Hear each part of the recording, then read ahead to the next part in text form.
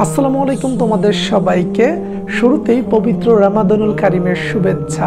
রমজান প্রতি বছর আসে আমাদের নিজেদেরকে আরো শুদ্ধতর করার জন্য।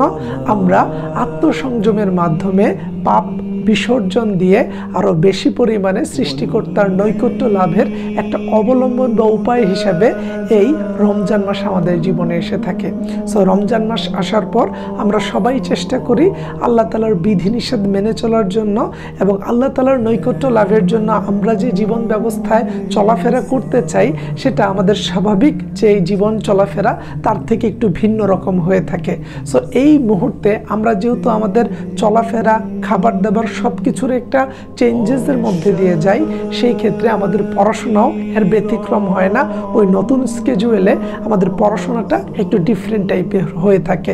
সো আজকের এই ভিডিওতে রমজান মাসের পড়ার রুটিনটা নিয়ে কথা বলবো। আমি যখন তোমার মতো এইচএসসি কিংবা অ্যাডমিশনে ছিলাম তখন আসলে রমজান মাসের পড়ার প্ল্যানটা কেমন করেছিলাম সেটাই থাকবে আলোচনার মূল বিষয়। রমজান মাসে তুমি দুইভাবে পড়তে পারো। হয় তুমি দিনের বেলা অনেক ফোকাসড হয়ে পড়তে পারো, রাত্রে তাড়াতাড়ি ঘুমাতে চলে যাবে। অন্যদিকে অনেকেই আছে একেবারে ফজরের আজানের আগ পর্যন্ত সে পড়াশোনা করে জেগে থাকে এবং ফজরের আজানের পর নামাজ পড়ে সে একেবারে ঘুমাতে যায়। সো তুমি দুইটার যে কোনো একটাকে তোমার পাথওয়ে হিসেবে নিতে পারো। যদি এমন হয় যে তুমি একেবারে নামাজ পড়ে ঘুমাবা তাহলে তুমি তোমার পড়াশোনাটাকে ঠিকভাবে চালিয়ে যাবা।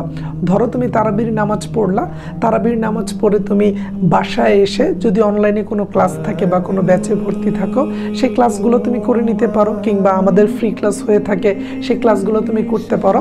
তোমার ক্লাসটা গোছানোর পর তুমি তোমার রাতের খাবার দাবার যতটুকু খাওয়ার ততটুকু খেয়ে তুমি তারপর ধাপে ধাপে তোমার পড়াটাকে সাজিয়ে ফেলতে পারো। তুমি এইচএসসি পরীক্ষার্থী হলে তোমার ইংরেজি সেকেন্ড পেপারে সমস্যা থাকলে গ্রামারগুলো প্র্যাকটিস করতে পারো।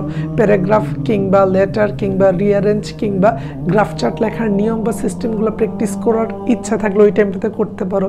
তারপরে তুমি বাংলা ব্যাকরণের যেই টপিকগুলো আছে, বাংলা বানানের নিয়ম, উচ্চারণের নিয়ম, সমাস কিংবা লেখার বিষয়গুলোকে একটু গুরুত্ব দিতে পারো।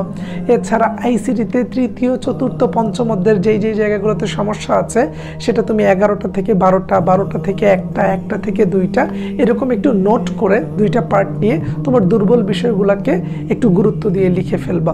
লিখে ধরো তুমি একেবারে 3টা 4টা পর্যন্ত, অর্থাৎ আমাদের আজান দেওয়ার আগ পর্যন্ত ধাপে ধাপে তোমার প্রবলেমেটিক সাবজেক্টগুলোকে পড়ে ফেলবা। তারপরে ধরো তুমি নামাজ পড়লা, সেহরি করলা, সেহরি করে নামাজ পড়ে তুমি ঘুমালা। ঘুমানোর পর ধরো তুমি দিনের বেলা তুমি 11টা 12টার দিকে ঘুম থেকে উঠলা। ঘুম থেকে উঠে তুমি গোসল করলা, করে ফ্রেশ হয়ে তুমি রিভিশন দিবা। অর্থাৎ দিনের বেলা যেহেতু আমরা অভুক্ত থাকি এবং তথাকথিত আমরা বলি অনেকেই যে আমাদের শরীরে জোর একটু কম থাকে বা ওই পরিমাণ এনার্জি আমাদের থাকে না, সেই ক্ষেত্রে আমরা রিভিশন দিতে পারি যেন ব্রেইনে চাপ কম পড়ে। আর রাতের দিকে আমরা মেইন পড়াগুলোকে, যেমন ম্যাথমেটিক্যাল যে টার্ম আছে তুমি অর্থনীতি পড়তে পারো, আইসিটির ম্যাথ করতে পারো, কিংবা ইংরেজির মুখস্থর জিনিসগুলো তুমি রাতে যেগুলোতে এনার্জি তোমার যাবে সেগুলো রাতের দিকে করতে পারো। আর দিনের বেলা তুমি ওই রাতের পড়াগুলোকে 12টার পরে উঠে ধরো তুমি গোসল করে হয়তোবা তুমি আবার নামাজ পড়তে গেলাম, 1টা 1:30 2টার মধ্যে নামাজ পড়ে এসে তারপর 2টা থেকে তুমি বসে তোমার যদি অনেকেই আছে এই সময় পবিত্র কোরআন শরীফ পাঠ করে থাকেন, সো তুমি যদি পবিত্র কোরআন শরীফ পাঠ করার জন্য কিছু নির্দিষ্ট টাইম ভাগ করে রাখতে চাও সেটা ভাগ করে রাখবা। ভাগ করে 2টা থেকে 3টা বা একেবারে আসরের আগ পর্যন্ত চাইলে তুমি আগের পড়াগুলোকে রিভিশন দিতে পারো, অথবা তোমার এইচএসসির যে দুর্বল সাবজেক্টগুলো আছে যেমন ধরো ইতিহাস, ইসলামের ইতিহাস, পৌরনীতি কিংবা ধরো যুক্তিবিদ্যাটাকে একটু গুরুত্ব দিয়ে পড়তে চাচ্ছ, এই জিনিসগুলো তুমি এই টাইমে পড়বা। বাংলা গদ্যপদ্য কিংবা নাটক উপন্যাসটা একটু রিভিশন দিতে চাচ্ছ, এই আইটেমগুলো পড়বা তুমি এই দুপুরের পরের টাইমটাতে। সো এইভাবে একটা প্ল্যান করা যেতে পারে।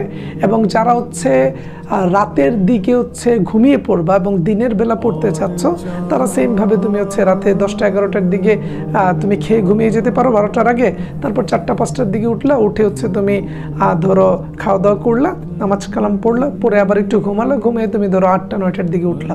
উঠে তুমি স্বাভাবিকভাবে যেভাবে পড়াশোনা করো 8টা 9টা বাজে উঠে তুমি আস্তে আস্তে পড়াশোনা শুরু করলা। তুমি তোমার মাথা ঠান্ডা রেখে ঠিকঠাকভাবে পর্যাপ্ত ঘুম থাকলে আমাদের বডি সেটাকে অ্যাডজাস্ট করে নেয়। এখন এই রমজান মাস অনেকে ভাবে যে আমি টায়ার্ড, পড়তে পারবো না, মানে অনেকে একটা আনন্দের মধ্যে দিয়ে কাটায়। তারা করে কি, ধরো রোজা রেখেছে, ক্লান্ত শরীর, সারাদিন ঘুমিয়ে কাটাচ্ছে, আসরের নামাজ পড়ে একটু হাঁটাহাঁটি করলো, করে মাগরিবের ওয়াক্তে তারা হচ্ছে ইফতার করলো, ইফতার করে পুরো শরীর টায়ার্ড, তারা হচ্ছে ধরো ইফতার করে একটু রেস্ট নিয়ে চাটা খেয়ে তারাবির নামাজে গেল, তারাবির নামাজ পড়ে ওইখানে বন্ধু বান্ধবের সাথে একটু আড্ডা দিল, তারপর বাড়িতে আসলো, এসে টায়ার্ড যে তারাবির নামাজ পড়েছে এতটা সময় একটু রেস্ট নেই, মোবাইল চালাতে তাদের 10টা-12টা বেজে গেল, রাতে ভিডিও মুভি এইগুলা দেখে সময় পার করে আবার। সো এইটাও করা যায়, কিন্তু এটা করলে তুমি কিন্তু অন্যান্যদের চাইতে পিছিয়ে পড়ে যাচ্ছ। এই 1 মাস যারা পবিত্র রমজানকে শ্রদ্ধা করে নিজের পড়াশোনাটাকেও পাশাপাশি এগিয়ে নিয়ে যাবে, তাদের থেকে বেশি এগিয়ে যাবে নাকি যারা শুধুমাত্র রমজানকে শ্রদ্ধা করে তাদের নিজের যতটুকু পড়ার দরকার ছিল সেটাকে অবহেলা করছে। কারণ আমি তোমাকে বলছি, রমজানকে সাথে রেখে রমজানের বিধিনিষেধকে পরিপূর্ণভাবে পালন করে আমরা আমাদের পড়াশোনাটাকেও যেন সাথে নিয়ে যাই। কারণ 12 মাসের মধ্যে রমজানের 1 মাসও কিন্তু তোমার পড়াশোনার অংশ। সো এইটাকে তুমি কোনোভাবেই ফেলে দিতে পারবে না, অবহেলা করতে পারবে না। সো যারা বিগত বছরগুলোতে এই সময়টাতে কিছুটা অবহেলা করেছিল তারা অবশ্যই পিছিয়ে পড়ে যায়। সো যে পারে সে কিন্তু রমজানে রোজাও রাখছে, আল্লাহ তাআলার বিধিনিষেধও পালন করছে, পড়াশোনাটাকেও এগিয়ে নিয়ে যাচ্ছে। সো খাতা কলম নাও, আজকে বসো, কোন কোন টাইমটাতে তুমি প্রোডাক্টিভ থাকবা খাতা কলম নিয়ে লিখো, কোন কোন টাইমটাতে তুমি দুর্বল সাবজেক্টগুলোকে নিয়ে পড়াশোনা করবা সেটা লিখো, কোন কোন টাইমে তুমি রিভিশন দিবা সেই পার্টটাকেও লিখো। সবগুলো জিনিসকে প্ল্যান করে লিখে তুমি আবার একটা নির্দিষ্ট টাইম পরে রিভিশন দাও। ধরো 1 সপ্তাহ পড়ার পরে একদিন শুক্রবারের সময় তুমি কোনো কিছু পড়লা না, আগের পড়াগুলো জাস্ট রিভিশন দিলা, 15 দিন পরে আগের সবগুলো পড়া রিভিশন দিলা, ওই দিন নতুন করে কিছু পড়লা না, 21 দিন পরে আগের পড়াগুলো রিভিশন দিলা, আর 25-26 দিন পরে পড়াশোনাটাকে মোটামুটি অফ করে ঈদ উল ফিতরটাকে উপভোগ করার চেষ্টা করো। অর্থাৎ 27 রমজান থেকে চেষ্টা করো ঈদ পরিবারের সাথে এবং পরিবারের মানুষগুলোর সাথে ভালো সময় কাটাতে, এবং রমজান মাসে পবিত্র রমজানের তাৎপর্য বোঝার চেষ্টা করো। আমার মনে হয় সব কিছু ব্যালেন্স করে পড়লে তুমি ভালো হবে। সো আমি আসলে এই ভিডিওর মাধ্যমে যে একেবারে A to Z রুটিন দিয়েছি বা দিচ্ছি বিষয়টা এমনও না, আমি একটু রিমাইন্ডার করে দিতে চাচ্ছি যে তুমি এই সময়টাতে নতুন একটা অভ্যাসে টার্ন ওভার করে তোমার পড়াশোনাটাতে তুমি ফাঁকি দিও না, সেটাকেও সাথে রাখিও। পড়াশোনাটাও তোমার সাথে একটা ভাইটাল রোল প্লে করে, এবং এটাও কিন্তু রমজানের সাথে সাথে দরকার। সো আমরা অবশ্যই পবিত্র রমজানুল করিমকে বিশেষ গুরুত্ব দিব এবং এই মুহূর্তে আমাদের যা যা করণীয় সেগুলো মেনে চলবো। আশা করি ভিডিওটা তোমার কাজে লাগেছে বা ভালো লেগেছে।